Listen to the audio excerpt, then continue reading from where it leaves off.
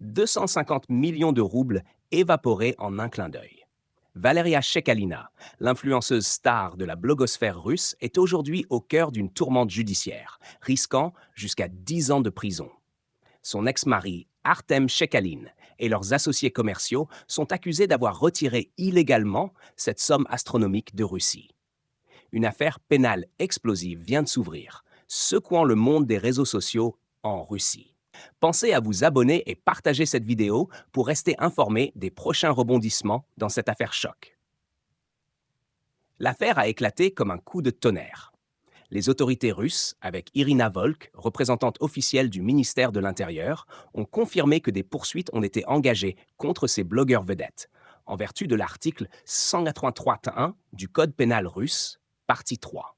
Ce texte de loi, méconnu pour certains, est sans pitié.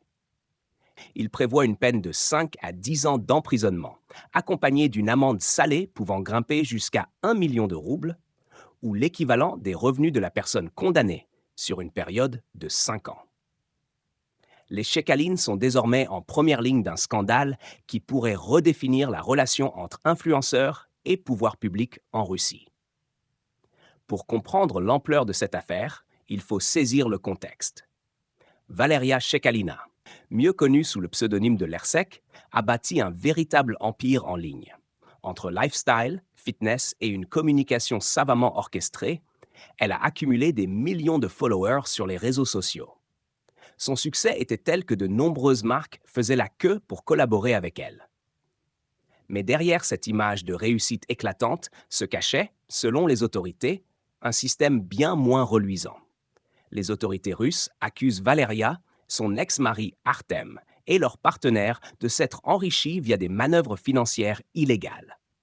250 millions de roubles, une somme faramineuse, auraient été sortis du pays de manière illicite, échappant ainsi aux radars fiscaux et aux lois de contrôle des capitaux. Le montant seul donne le vertige. À une époque où les sanctions internationales frappent l'économie russe, cette fuite de capitaux soulève bien plus que des questions financières.